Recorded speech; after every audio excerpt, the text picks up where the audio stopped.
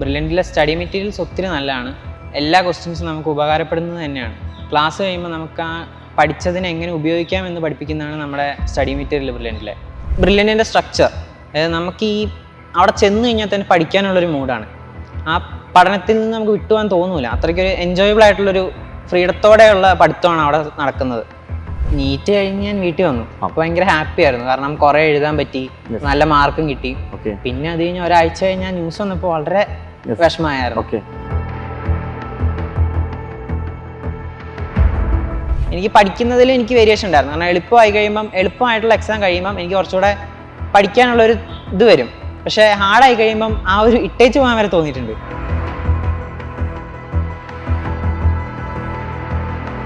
Overall rating എത്ര കൊടുക്കും ഈ ലേണിംഗ് ആപ്പിന്?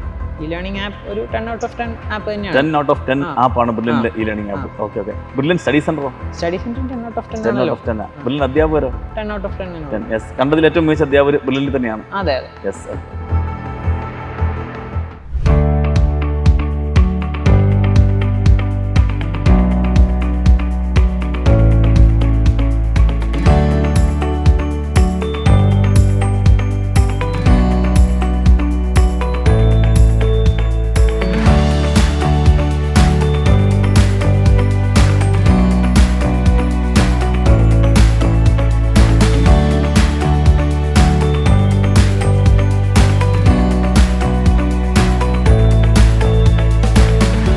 ഹലോ ഡിയർ നീറ്റ് ആസ്പിറൻസ്, ഇന്ന് ബ്രില്യൻറ്റിൽ നിന്നുള്ള ടീം എത്തി നിൽക്കുന്നത് കേരളത്തിലെ ഇത്തവണത്തെ നീറ്റ് റിസൾട്ട് വന്നപ്പോൾ വൺ ഓഫ് ദ ടോപ്പറായ ദിൽജിത്തിൻ്റെ വീട്ടിലാണ്. വളരെ സന്തോഷപൂർവ്വമാണ് ദിൽജിത്തും ഫാമിലിയും ടീം ബ്രില്യൻറ്റിലെ ഞങ്ങൾ ഓരോരുത്തരെയും ഇവിടെ സ്വീകരിച്ചിരുത്തിയത്. നമുക്ക് നേരിട്ട് തന്നെ ദിൽജിത്തിൻ്റെ വിശേഷങ്ങൾ ചോദിച്ചറിയാം. ആദ്യമായിട്ട് ദിൽജിത്തിൻ്റെ റിസൾട്ടും അങ്ങനെയുള്ള കാര്യങ്ങളെല്ലാം നമുക്കൊന്ന് പരിചയപ്പെടുത്തിരുന്നതായിരിക്കും. ഹലോ, എൻ്റെ പേര് ദിൽജിത്ത്. ഞാനിപ്പോൾ 15 കൊല്ലമായിട്ട് പാലായിൽ തന്നെയാണ്.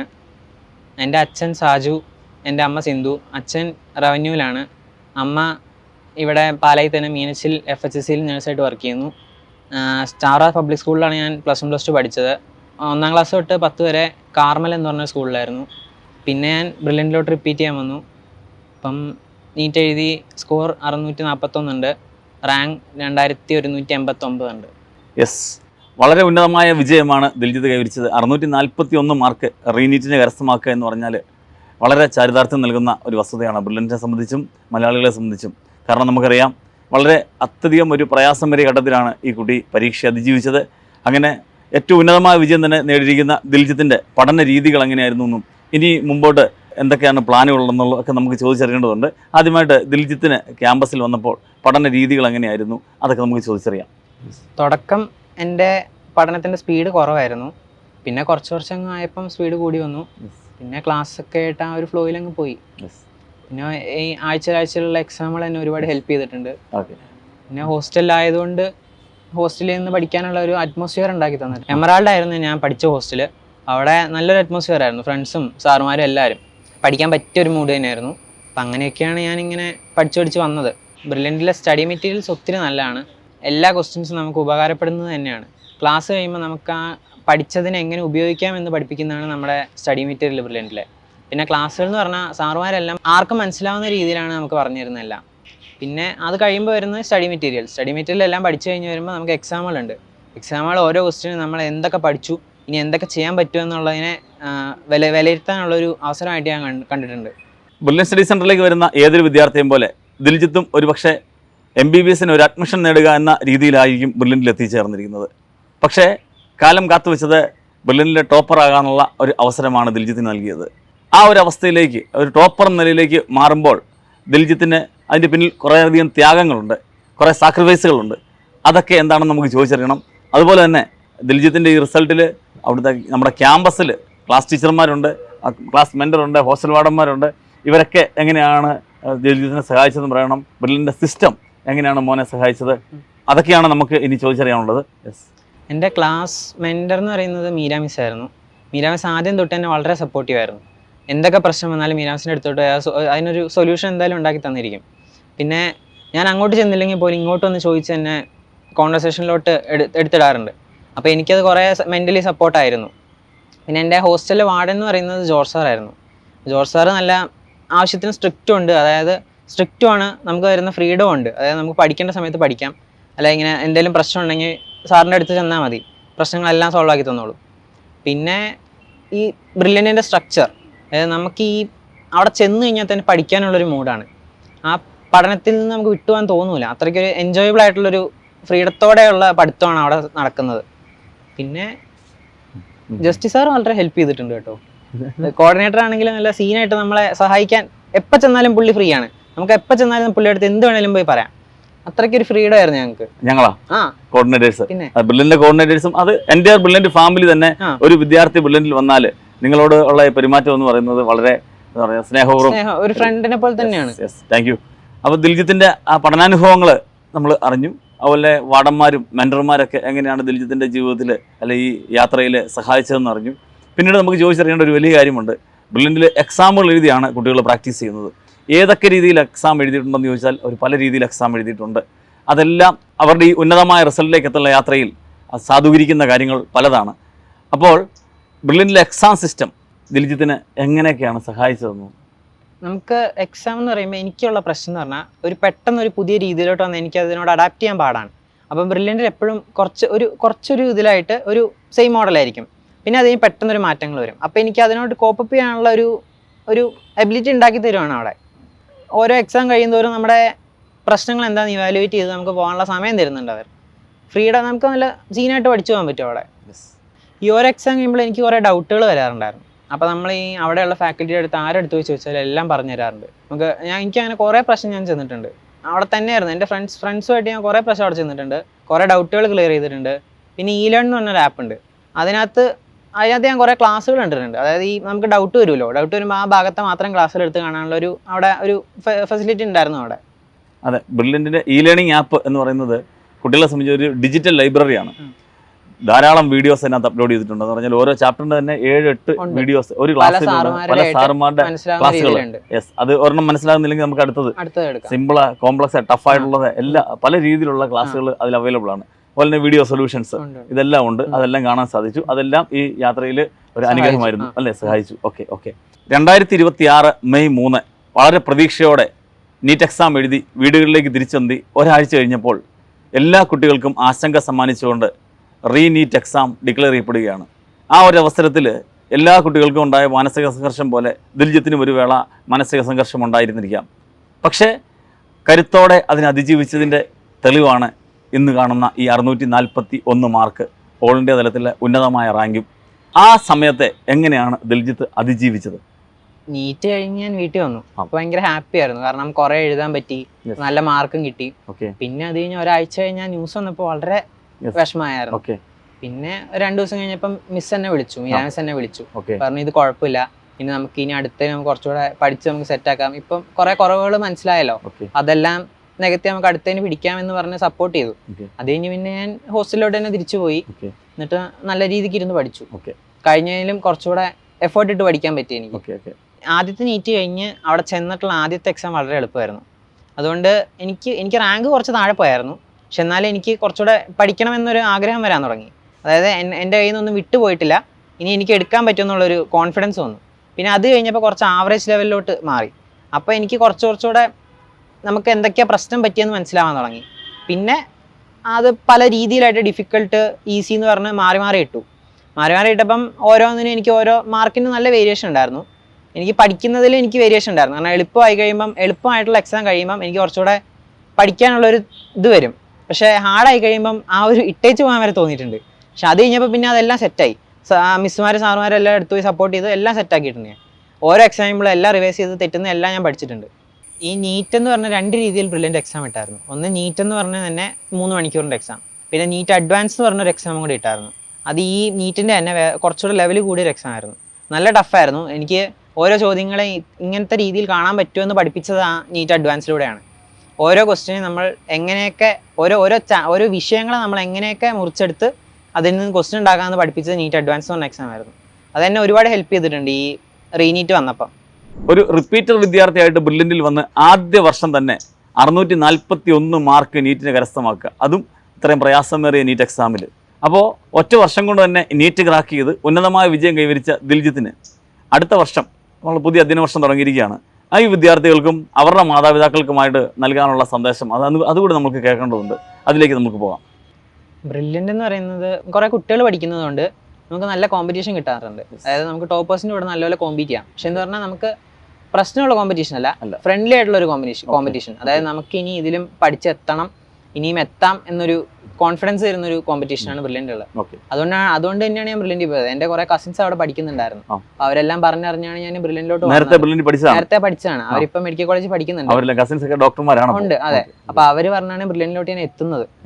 അവിടെ എത്തിക്കഴിഞ്ഞപ്പോഴാണ് മനസ്സിലായത് ഇത്ര നല്ലൊരു ഇൻസ്റ്റിറ്റ്യൂട്ട് ആണ്. കാരണം നമുക്ക് എന്തേലും നമ്മളിപ്പം ചെറുതായിട്ടൊന്ന് പുറകിലോട്ട് പോവുകയാണെങ്കിൽ നമ്മുടെ റാങ്ക് കുറയുമ്പോൾ നമുക്ക് തോന്നും നമുക്ക് ഇനി ഇത് പഠിച്ചെത്തണം. കാരണം ഇല്ലെങ്കിൽ നമുക്ക് പുറകിലോട്ട് പോകും. നമുക്ക് നമ്മുടെ കൂട്ടുകാരുടെ കൂടെ തന്നെ പോകണമെന്നൊരു ആഗ്രഹം ഉണ്ടാവും. അങ്ങനെ ഒരു കോമ്പറ്റീഷനിലൂടെയാണ് ഞാൻ വളർന്നു വന്നത് ഈ ബ്രില്യൻ്റിൽ ഒരു വർഷം. ആത്മാർത്ഥമായിട്ട് പഠിച്ചാൽ, കൃത്യമായ ലക്ഷ്യബോധമുണ്ടെങ്കിൽ, അതൊരു സ്വപ്നമായിട്ട് കൂടെ കൊണ്ടുവന്നാൽ ഉന്നത വിജയം കരസ്ഥമാക്കുന്ന ഏറ്റവും വലിയ എക്സാമ്പിളാണ് ദിൽജിത്ത്. എല്ലാ വിദ്യാർത്ഥികൾക്കും മാതൃകയാക്കാവുന്നതാണ് ദിൽജിത്തിൻ്റെ കഴിഞ്ഞ ഒരു വർഷത്തെ റിപ്പീറ്റർ ജീവിതം. ഇനി ആ കാലഘട്ടത്തിൽ കൂട്ടുകാർ, അതായത് റൂമിൽ താമസിക്കുന്ന കുട്ടികളുണ്ട്, അവരൊക്കെ എങ്ങനെയാണ് ദിൽജിത്തിനെ ഹെൽപ്പ് ചെയ്തത്? എന്നെ ഒരുപാട് ഹെൽപ്പ് ചെയ്തിട്ടുണ്ട്. ഞാൻ എപ്പോൾ പോയി ഡൗട്ട് ചോദിച്ചാൽ അവർ എനിക്ക് കറക്റ്റായിട്ട് പറഞ്ഞു തരാറുണ്ട്. എത്ര പൊട്ട ഡൗട്ട് ആണെങ്കിൽ പോലും അവർ പറഞ്ഞു തരാറുണ്ട്. ഞങ്ങൾ അങ്ങനെ അങ്ങോട്ടും ഇങ്ങോട്ടും പറഞ്ഞൊക്കെയാണ് പഠിച്ചത്. കാരണം അവരൊരു ക്വസ്റ്റ്യൻ കണ്ടു, അത് ഒരു യുണീക്നെസ് തോന്നുവാണെങ്കിൽ അത് ഇങ്ങോട്ടും പറഞ്ഞു തരും. എനിക്ക് അങ്ങനെ തോന്നുവാണെങ്കിൽ ഞാൻ അവിടെ പോയി പറയാറുണ്ട്. അങ്ങനെ കുറെ ക്വസ്റ്റ്യൻസ് എനിക്ക് കിട്ടിയിട്ടുണ്ട് അവരുടെ. അപ്പോൾ അവരുടെ എല്ലാം ഹെൽപ്പ് അങ്ങനെ ഏറ്റവും കൂടുതൽ ഹെൽപ്പ് ചെയ്ത് ആരാണ്? അങ്ങനെ കൂട്ടുകാരുടെ ഓർമ്മകൾ? ഞാൻ ചാവറെ പഠിച്ചപ്പോൾ പ്ലസ് 1 പ്ലസ് 2 പഠിച്ചതിന്റെ കൂടെ ഉള്ള ഒരു കൂട്ടുകാരുണ്ടായിരുന്നു. അവനാണ് ഏറ്റവും കൂടുതൽ എന്നെ ഹെൽപ്പ് ചെയ്തിട്ടുള്ളത്. കുറെ ക്വസ്റ്റ്യൻസ് എനിക്ക് പറഞ്ഞു. നീരജ് എന്നാണ് പേര്. അപ്പം അവൻ എന്നെ കുറെ ഹെൽപ്പ് ചെയ്തിട്ടുണ്ട്. പിന്നെ എന്റെ റൂംമേറ്റ് നല്ലപോലെ ഹെൽപ്പ് ചെയ്തിട്ടുണ്ട്. കാരണം ഞാൻ ചോദിക്കുന്നതെല്ലാം അവൻ കറക്റ്റ് ആയിട്ട് വ്യക്തമായിട്ട് ഓരോ റീസൺ ഉണ്ടെങ്കിൽ റീസൺ കറക്റ്റ് ആയിട്ട് പറഞ്ഞുതരും. അവൻ അറിയില്ലെങ്കിൽ അറിയില്ല എന്ന് തന്നെ പറഞ്ഞുതരും. എന്നിട്ട് സാറുമാരോട് പോയി ചോദിക്കാറൊക്കെ ഉണ്ടായിരുന്നു. നല്ലപോലെ ഹെൽപ്പ് ചെയ്തിട്ടുണ്ടാവും. അപ്പോൾ കഴിഞ്ഞ ഒരു വർഷം നിങ്ങൾ സ്മാർട്ട് വർക്കാണ് നടത്തിയത്. അതായത് ബ്രില്യൻ്റിലെ അധ്യാപകരോട് ഡൗട്ട് ചോദിച്ചു, കൂട്ടുകാരോട് ചോദിച്ചു, അതിന്റെ പേര് ഗ്രൂപ്പിൽ ചർച്ചകൾ നടത്തി, പിന്നെ ഇ ലേണിംഗ് ആപ്പ് ഉപയോഗിച്ചു. അതിലും ഡൗട്ട് ക്ലിയറൻസ് ഉണ്ട്. അതിലും ഡൗട്ട് ചെയ്യാൻ കുറെ പ്രശ്നം ചോദിച്ചിട്ടുണ്ട്. സിസ്റ്റം കിട്ടാതെ നമുക്ക് ഒരിടത്ത് പോയിട്ട് കിട്ടാതെ നമുക്കൊരു തൃപ്തി വരാതെ വരുവാണെങ്കിൽ അവിടെ നോക്കാറുണ്ട്. അപ്പോൾ അതിനകത്ത് തന്നെ രണ്ട് രീതിയിലുണ്ടായിരുന്നു ഡൗട്ട് ക്ലിയറൻസ്. അതായത് ബ്രില്യന്റിന്റെ ഇന്റഗ്രേറ്റഡ് ആണല്ലോ ഇ ലേണിംഗ് ആപ്പ്, അത് ഉപയോഗിച്ചോ? ഉണ്ട്, ഉപയോഗിച്ചിട്ടുണ്ട്. കൃത്യമായിട്ട് ആൻസർ കിട്ടി. അപ്പോൾ ചിലപ്പം എനിക്ക് മനസ്സിലാവാതെ വരുവാണെങ്കിൽ ആ ഒരു സൊല്യൂഷൻ കൊണ്ട് തന്നെ പോയി സാറുമാരോട് ഞാൻ ചോദിക്കാറുണ്ട്. സാറുമാരെ അത് കറക്റ്റ് ആയിട്ട് ഇന്ന രീതിയിലാണ് പറഞ്ഞു തരാറുണ്ട്. ഓവറോൾ റേറ്റിംഗ് എത്ര കൊടുക്കും ഇ ലേണിംഗ് ആപ്പിന്? ഇ ലേണിംഗ് ആപ്പ് ഒരു 10 out of 10 ആപ്പ് തന്നെയാണ്. 10 out of 10 ആപ്പാണ് brilliant e learning app. Okay. Brilliant study സെന്ററോ? സ്റ്റഡി സെന്റർ 10 out of 10 ആണല്ലോ. ബ്രില്യന്റ് അധ്യാപകരും നല്ല സാറുമാരാണ്. എപ്പോഴും എവിടെ വെച്ച് ചോദിച്ചാലും നമുക്ക് പറഞ്ഞു തരാറുണ്ട്. അതിൽ 10 എത്ര മാർക്ക് കൊടുക്കും? 10 out of 10. കണ്ടതിൽ ഏറ്റവും മികച്ച അധ്യാപകർ ബ്രില്യന്റ് തന്നെയാണ്. അതെ. ഇപ്പോൾ ചോദിച്ച എല്ലാ ചോദ്യത്തിലും 10 out of 10 ആണ്. എന്തുകൊണ്ട് 10 out of 10 ഇടത്? അതിന്റെ പ്രധാന കാരണം ഡയറക്ടറായ ജോർജ് സാർ തന്നെയാണ്. കാരണം എമറാൾഡിൽ വെച്ച് അവിടെ ഇടയ്ക്കിടയ്ക്ക് ജോർജ് സാർ വരാറുണ്ടായിരുന്നു. ഞങ്ങളോട് സംസാരിക്കാറുണ്ടായിരുന്നു, മോട്ടിവേഷൻ തരാറുണ്ടായിരുന്നു. അപ്പം ജോർജ് സാറിന്റെ ആ വാക്കുകളിൽ കൂടെയൊക്കെയാണ് ഞങ്ങൾക്ക് ഇങ്ങനെ ഇത് കിട്ടിയത്. കാരണം ഇവിടെ പോയി ചോദിക്കണം, അങ്ങനെ ഇത് ഉപയോഗിക്കണം എന്നുള്ളൊരു ആശയം തരുന്നത് തന്നെ ജോർജ് സാറാണ്. ഇടയ്ക്കിടയ്ക്ക് പോയി കാണാറൊക്കെ ഉണ്ടായിരുന്നു, ക്ലാസ്സിലും വരാറുണ്ടായിരുന്നു, സമ്മാനങ്ങൾ തരാറുണ്ടായിരുന്നു, നല്ലപോലെ മോട്ടിവേറ്റ് ചെയ്യാറുണ്ടായിരുന്നു. ഈ നീറ്റ് കഴിഞ്ഞിട്ടാണെങ്കിൽ കൂടി വന്ന് ഇത് പ്രശ്നമില്ല, നിങ്ങൾക്ക് ഇനി പഠിച്ചെടുക്കാൻ പറ്റുന്നതാണെന്നൊക്കെ പറഞ്ഞ് നല്ല രീതിയിൽ മോട്ടിവേറ്റ് ചെയ്തിട്ടുണ്ടായിരുന്നു. അതെ, ബ്രില്യൻറ്റിൻ്റെ ഡയറക്ടേഴ്സും അങ്ങനെ തന്നെയാണ്. അത് ജോർജ് സാറാകട്ടെ, സ്റ്റീഫൻ സാറാകട്ടെ, സെബാസ്റ്റ്യൻ സാറാകട്ടെ, സന്തോഷ് സാറാകട്ടെ, ഈ കുട്ടികളുടെ നമുക്കറിയാം ജെൻസി കുട്ടികളോട് അതേ വൈബിൽ ഇടപെടുന്ന ഡയറക്ടേഴ്സ്, അത് ആ നേതൃത്വമാണ് ബ്രില്യൻറ്റിനെ നയിക്കുന്നത്. അവരോടൊപ്പം എണ്ണയിട്ട യന്ത്രം പോലെ പ്രവർത്തിക്കുന്ന ബ്രില്യൻറ്റിലെ അധ്യാപകരും അനധ്യാപകരും കൂടുമ്പോഴാണ് ദിൽജിത്തിനെ പോലെയുള്ള റിസൾട്ടുകൾ ബ്രില്യൻറ്റിൽ സൃഷ്ടിക്കപ്പെടുന്നത്. അപ്പോൾ ദിൽജിത്ത് കരസ്ഥമാക്കിയ ഉന്നത വിജയത്തിൽ ഏറ്റവും കൂടുതൽ സന്തോഷിക്കുന്നത് ബ്രില്യൻറ്റിനൊപ്പം അദ്ദേഹത്തിൻ്റെ മാതാപിതാക്കളും നാട്ടുകാരും ഒക്കെയാണ്. ആ ഒരു സ്വപ്ന നിമിഷത്തിലേക്ക് ദിൽജിത്ത് കടന്നു വരാനായിട്ട് അവർ ചെയ്ത ത്യാഗത്തെ നമുക്ക് ചെറുതായി കാണാനാവില്ല. ആ സ്മരണകളിലേക്കൂടെ നമ്മൾ ദിൽജിത്തിനോടൊപ്പം പോവുകയാണ്. ഇപ്പോൾ നമ്മോടൊപ്പം ദിൽജിത്തിൻ്റെ പ്രൗഡ് പേരൻസ് കൂടി ചേരുകയാണ്. അവരുടെ വാക്കുകളിലേക്ക് നമുക്ക് കാതോർക്കാം. പേര് സാജു, ഞാൻ റവന്യൂ ഡിപ്പാർട്ട്മെൻറ്റിലാണ് വർക്ക് ചെയ്യണത്. എറണാകുളം ജില്ലയാണ്. ഞങ്ങൾ 15 വർഷമായിട്ട് പാലായിലാണ് താമസിക്കുന്നത്. പിള്ളേരുടെ പഠന സൗകര്യാർത്ഥം, ഇവിടെ ജോലിയുടെ സൗകര്യാർത്ഥമായിട്ട് ഞങ്ങൾ ഇവിടെ തന്നെയാണ് താമസിക്കുന്നത്. ബ്രില്യൻറ്റിലെ ഇൻ്റഗ്രേറ്റഡ് ബാച്ചിലായിരുന്നു ആദ്യം ഉണ്ടായിരുന്നത്. അതിൽ ഫസ്റ്റ് ചാൻസ് കിട്ടിയില്ല, റിപ്പീറ്റാണ് ചെയ്തത് കഴിഞ്ഞ 26 ബാച്ചിലേക്ക്. ഒരു ഡോക്ടർ എന്ന സ്വപ്നത്തിലേക്ക് ദിൽജിത്ത് എത്തിച്ചേർന്നത് എങ്ങനെയാണ് എന്നുള്ളത് മറ്റാരേക്കാൾ കൂടുതൽ അറിയാവുന്നത് മാതാപിതാക്കൾക്കായിരിക്കും. എന്നായിരുന്നു, എപ്പോഴാണ് ദിൽജിത്തിന് ഈ ഡോക്ടർ സ്വപ്നം തുടങ്ങിയത്? ദിൽജിത്തിനൊരു 8ാം ക്ലാസ് മുതലാണ് മെഡിസിനിലേക്ക് പോകണമെന്നൊരു താല്പര്യം തോന്നിയത്.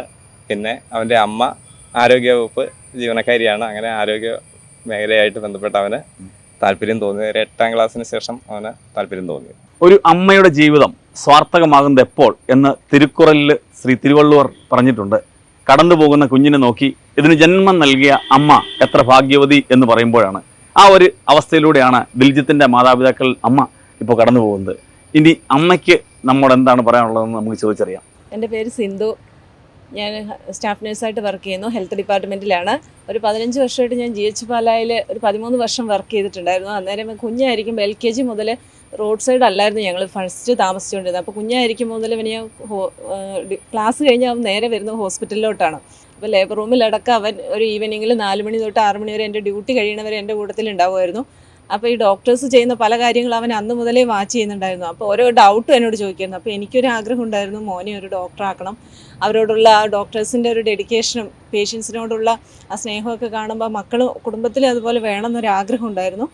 പിന്നെ അതിൻ്റെ ഒരു ഇത് തുടങ്ങിയത് ഒരു 8ാം ക്ലാസ്സൊക്കെ ആയപ്പോഴാണ് മോനെ എന്താ ആവേണ്ടതെന്ന് ചോദിക്കുമ്പോഴാണ് അവൻ പറയാൻ തുടങ്ങിയത്, അമ്മ എനിക്കും ഡോക്ടറാവണമെന്ന്. 10ാം ക്ലാസ് ആയപ്പോൾ നമ്മൾ സ്ക്രീനിങ് ടെസ്റ്റ് എഴുതി. അന്നേരം നമുക്കതിൽ സെലക്ട് ആയായിരുന്നു. അപ്പോൾ അന്ന് ആ വർഷം അവൻ പോയില്ല. അപ്പോൾ അമ്മ 10ൽ പഠിക്കാനുണ്ട്, അന്നേരം ആ ഒരു കോച്ചിങ് കൂടെ പറ്റിയില്ലെന്ന് പറഞ്ഞ് ആ വർഷം നമ്മൾ പോയില്ലായിരുന്നു. പിന്നെ പ്ലസ് ടുവിൻ്റെ കൂടെ തന്നെ കോച്ചിങ് ഉണ്ടായിരുന്നു, ബ്രില്യൻറ്റിൻ്റെ കോച്ചിങ് ഉണ്ടായിരുന്നു. അതവന് ഒത്തിരി സപ്പോർട്ടീവായിരുന്നു. 2025 അവൻ നീറ്റ് എഴുതിയായിരുന്നു, പ്ലസ് 1 പ്ലസ് 2ൻ്റെ കൂടെ തന്നെ. അന്ന് അവന് ഒരു 523 മാർക്കൊക്കെ ഉണ്ടായിരുന്നു, 29,000 ഓൾ ഇന്ത്യ റാങ്ക് ഉണ്ടായിരുന്നു. അപ്പോൾ നമ്മൾ ശിവൻ സാറിൻ്റെ മോട്ടിവേഷൻ ക്ലാസ്സും എല്ലാം കണ്ടിട്ടാണ് ഒന്നുകൂടെ റിപ്പീറ്റ് ചെയ്ത് അവന് നല്ലൊരു കോളേജിൽ അഡ്മിഷൻ കിട്ടാനുള്ള ടാലൻ്റ് ഉണ്ടെന്ന് ബ്രില്യൻറ്റിലെ സാറുമാരൊക്കെ തന്നെ മോട്ടിവേറ്റ് ചെയ്ത് പറഞ്ഞതുകൊണ്ട് കൂടിയാണ്. ആതിര മിസ്സും അപർണ മിസ്സൊക്കെ ആയിരുന്നു മെൻറ്റേഴ്സ് ഉണ്ടായിരുന്നത്. അവരുടെ ഒരുപാട് പ്രോത്സാഹനവും കൂടെ കിട്ടിയതുകൊണ്ടാണ് ഒന്നുകൂടെ റിപ്പീറ്റ് ചെയ്യാമെന്ന് വിചാരിച്ചത്. അതെന്തായാലും അവന് നല്ലൊരു സന്തോഷമുള്ളൊരു മൂമെൻറ്റിലോട്ട് എത്തിച്ചു. ദൈവത്തിനോട് ഒത്തിരി നന്ദിയുണ്ട്. ബ്രില്യൻറ്റിൽ ഓരോരുത്തരോടും ഓരോ സാറുമാരും പേരെടുത്ത് പറയുന്നില്ല, ജോർജ് സാറ്, അമൽ സാറ്, ഇവരെല്ലാം ഹോസ്റ്റലിൽ നല്ല സപ്പോർട്ടീവായിരുന്നു. ഞങ്ങൾ എപ്പോൾ ചെന്നാലും കാണാൻ പറ്റുമായിരുന്നു. അവൻ്റെ എല്ലാ കാര്യങ്ങളും പറഞ്ഞു തരുമായിരുന്നു. അതുപോലെ മീര മിസ് ആണെങ്കിലും മാർക്ക് കുറയുമ്പോൾ നമുക്കിപ്പോൾ ഒരു ടഫ് എക്സാമൊക്കെ ഇടുമ്പോഴത്തേനും അവന് മാർക്ക് നന്നായിട്ട് കയറി വരും. അഡ്വാൻസിലൊക്കെ അവന് റാങ്ക് 2, 3, 4 വരും. പക്ഷേ ഈസി എക്സാം വരുമ്പോഴത്തേനും താഴോട്ട് പോകുമായിരുന്നു. അപ്പോൾ നമുക്ക് ഭയങ്കര സങ്കടമായിരുന്നു. അപ്പോൾ മിസ്സിനെ വിളിക്കുമ്പോൾ പറയും, മിസ്സ് അവന് നല്ലതായിട്ട് ടാലൻ്റ് ഉണ്ട്, അവൻ പഠിച്ചോളും, ടെൻഷൻ ഉണ്ടാകുമ്പോൾ നമ്മൾ ഒരുപാട് സപ്പോർട്ട് ചെയ്തിട്ടുണ്ട്. അങ്ങനെ ബ്രില്യൻറ്റിനെ കുറിച്ച് പറയുമ്പോൾ എനിക്ക് ആദ്യം ഓർമ്മ വരുന്നത് എൻ്റെ ചേച്ചിയുടെ മകൻ ഒരു 4 വർഷം മുന്നേ ബ്രില്യൻറ്റിൽ പഠിച്ചിരുന്നു. അവന് ഇപ്പോൾ എയിംസ് ഭോപ്പാലിലുണ്ട്. അവനാണെങ്കിൽ സ്കോളർഷിപ്പോട് കൂടി ഒരു ഫീസ് പോലും ഇല്ലാതെയാണ് പഠിച്ചത്. അന്നേരം ജോർജ് സാറ്, സ്റ്റീഫൻ സാറ്, അവരെല്ലാവരും തന്നെ ഒത്തിരി അവനെ മോട്ടിവേറ്റ് ചെയ്തിട്ടുണ്ട്. ഒരു കൊറോണ കഴിഞ്ഞൊരു സമയമായിരുന്നു ആ സമയം. അന്നേരം പിള്ളേരെല്ലാം ഒരുപാട് വിഷമിച്ചിരിക്കുന്ന ഒരു അവസ്ഥയൊക്കെ ആയിരുന്നു. അപ്പോൾ അവനെ ഒത്തിരി കയറി വരാനായിട്ട് ഒരുപാട് സപ്പോർട്ട് ചെയ്ത് അന്ന് മുതലേ എനിക്ക് ബ്രില്യൻറ്റിൽ എല്ലാവരെയും അറിയാം. അത് ചേച്ചിയുടെ മോളിപ്പോൾ 3ാം വർഷം പഠിക്കുന്നുണ്ട് തൃശ്ശൂർ മെഡിക്കൽ കോളേജിൽ. അവളും ബ്രില്യൻറ്റിലെ സ്റ്റുഡൻ്റാണ്. പിന്നെ ചേട്ടൻ്റെ വീട്ടിൽ തന്നെ ഒരു പെങ്ങടെ മോളും കോട്ടയം മെഡിക്കൽ കോളേജിൽ പഠിക്കുന്നുണ്ട്. അവളും ബ്രില്യൻറ്റിലാണ് പഠിച്ചത്. അപ്പോൾ ഇവരുടെ എല്ലാവരുടെയും കൂടെ ഒരു വിജയം ഈ നിമിഷം ഞാൻ ഓർക്കുകയാണ്. മക്കളെല്ലാവരും തന്നെ ബ്രില്യൻറ്റിൻ്റെ സ്റ്റുഡൻ്റായിട്ട് ഇത്രയും നല്ല വിജയങ്ങളിൽ എത്താൻ സാധിച്ചതിൽ ഒരുപാട് നന്ദിയുണ്ട് ബ്രില്യൻറ്റിനോട്. എയിംസ് ഭോപ്പാലിൽ പഠിക്കുന്ന കൊച്ചിൻ്റെ പേര് ജയചന്ദ്രൻ MA ആണ്. ബ്രില്യൻറ്റിൽ ഏകദേശം എല്ലാ സാർമാർക്കും അറിയായിരുന്നു. അതുപോലെ തൃശ്ശൂർ മെഡിക്കൽ കോളേജിൽ പഠിക്കുന്ന ദിവ്യ S, പിന്നെ കോട്ടയം മെഡിക്കൽ കോളേജിൽ പഠിക്കുന്ന കൃഷ്ണപ്രിയ എന്നാണ് പേര്. ഒത്തിരി നന്ദിയുണ്ട് ബ്രില്യൻറ്റിനെ മക്കളെ എല്ലാവരും ഒരേ ഇതിൽ ലെവലിൽ എത്തിക്കാൻ കഴിഞ്ഞാൽ ഞങ്ങളുടെ പ്രാർത്ഥനയും ബ്രില്യൻറ്റിൻ്റെ പ്രയത്നവും എല്ലാം കൂടിയാണ്. ഒത്തിരി താങ്ക് യു സോ മച്ച്. ശരിക്കും ഒരു ബ്രില്യൻറ്റ് ഫാമിലി എന്ന കൺസെപ്റ്റ് പൂർണ്ണമാകുന്നത് ഇങ്ങനെയാണ്. അവരുടെ ബന്ധുക്കൾ എല്ലാവരും തന്നെ ബ്രില്യൻറ്റിൽ പഠിച്ച് ഡോക്ടറായവരാണ്. അതിലേക്ക് ഒരംഗത്തെ കൂടി ബ്രില്യൻറ്റ് സംഭാവന നൽകിയിരിക്കുകയാണ്. ഈ ഉന്നത വിജയം ബ്രില്യൻറ്റിന് മാത്രമല്ല, കുടുംബാംഗങ്ങൾക്ക് മാത്രമല്ല, ഫാമിലി ഫ്രണ്ട്സായ ആളുകൾക്കെല്ലാം വളരെയധികം ആവേശത്തിലാണ് അവരെല്ലാം. ഇപ്പോൾ നമ്മോടൊപ്പം ചേരുന്നത് ശ്രീ അനിൽ ചുങ്കപ്പുര, ദിൽജിത്തിൻ്റെ ഒരു ഫാമിലി ഫ്രണ്ടാണ്, ദിൽജിത്തിൻ്റെ ഫാദറിൻ്റെ കൂട്ടുകാരനാണ്. ഇപ്പോൾ നമ്മോടൊപ്പം ചേരുകയാണ്. അദ്ദേഹത്തിന് സ്വാഗതം. കൺഗ്രാറ്റുലേഷൻസ്. തലമുറകളായി പാലായിൽ താമസിക്കുന്ന ശ്രീ അനിൽ ചുങ്കപ്പുരയ്ക്ക് ബ്രില്യൻറ്റിൻ്റെ ഈ വീഡിയോയിലേക്ക് സ്വാഗതം. അപ്പോൾ ഒരു ബിസിനസ്മാനാണ്, ബ്രില്യൻറ്റിൻ്റെ വളർച്ചകൾ കണ്ടറിഞ്ഞ ആളാണ്. ഈ ദിൽജിത്തിൻ്റെ ഈ വിജയത്തിൽ വളരെ സന്തോഷമുണ്ടെന്ന് ഇവിടെ വന്നപ്പോൾ പറഞ്ഞു. അപ്പോൾ ബ്രില്യൻറ്റിനെ കുറിച്ചും ദിൽജിത്തിനെ കുറിച്ചും ഒക്കെ നമുക്ക് സാറിന് എന്താണ് പറയാനുള്ളതെന്ന് കൂടി ചോദിച്ചറിയാം. ബ്രില്യൻറ്റ് വലിയൊരു സംഗതിയാണ് ചെയ്തിരിക്കുന്നത്. അപ്പം ഞങ്ങൾക്ക് ഇതുപോലെയുള്ള ആൾക്കാരെ വന്നതിൽ വളരെ സന്തോഷമുണ്ട്. പിന്നെ പുള്ളിയുടെ ഹാർഡ് വർക്കും ഉണ്ട്. പുള്ളിനെ ഒരിക്കലും പുറത്തോട്ട് പോലും കാണാറില്ല. വളരെ ഹാർഡ് വർക്കിംഗ് ആണ് പുള്ളിക്കാരനും. അതിൻ്റെ അമ്മയും അതെ, ഫാദറും അതെ. ഇവരെ ഇത്രയും നാൾ ഇവിടെ 6-7 കൊല്ലം ഇവിടെ ഉണ്ടായിരുന്നു. എങ്കിലും ഇവരെ ഒന്ന് കാണാൻ പോലും നമുക്ക് പറ്റിയിട്ടില്ല. ഇവര് എല്ലാവരും ഓരോ സമയത്ത് ഓരോ ജോലിയൊക്കെ ആയിട്ട് പോകുമായിരുന്നു. എങ്കിലും ദിൽജിത്ത് ഇതിൽ എൻ്റെ ഇവിടെ താമസിച്ചുകൊണ്ട് എൻ്റെ സുഹൃത്തിൻ്റെ മാൻ ഇങ്ങനെ വന്നതിൽ വളരെ സന്തോഷമുണ്ട്. വളരെ ഹാർഡ് വർക്കിംഗ് ആണ്. ഹാർഡ് വർക്ക് നെവർ ഫെയിൽസ് എന്നുള്ളത് അടിവരയിടെയാണ് ദിൽജിത്തിന്റെ ഈ വിജയത്തിലൂടെ. ഞങ്ങൾ എപ്പോഴും പറയും ബ്രില്യൻ്റ് ആണ് ഞങ്ങളുടെ പാലായുടെ സർവ്വ ഇത് മാറ്റിയിരിക്കുന്നത്. ഇപ്പം ഞങ്ങളെ ഇപ്പം അറിയപ്പെടുന്ന നോളജ് സിറ്റി എന്നാണ് പാലാക്കാരെ അറിയപ്പെടുന്നത്. അതിൽ വളരെ സന്തോഷമുണ്ട്. ബ്രില്യൻ്റ് കാരണമാണ് ഞങ്ങളുടെ എക്കോണമി തന്നെ നന്നായി പാലായിൽ. Thank you very much. നമുക്ക് മുന്നേ നടക്കുന്നവർ മാർഗദർശികളാകുമ്പോഴാണ് നമ്മളും ഉന്നത വിജയത്തിലേക്ക് ചുവടുവെക്കുന്നത്. അതിനാലുള്ള അടുത്ത ചുവടുവെപ്പുകൾക്കായിട്ടാണ് ബ്രില്യൻറ്റിൽ ഇത്തവണ ചേർന്നിരിക്കുന്ന ഓരോ വിദ്യാർത്ഥിനികളും അവരുടെ മാതാപിതാക്കളും ബ്രില്യൻറ്റിനെ വിശ്വസിച്ച് ഇവിടെ ചേർന്നിരിക്കുന്നത്. അവർക്കുള്ള ഏറ്റവും നല്ല മോട്ടിവേഷനായി മാറട്ടെ ദിൽജിത്തിന്റെ ഈ ചരിത്ര വിജയം.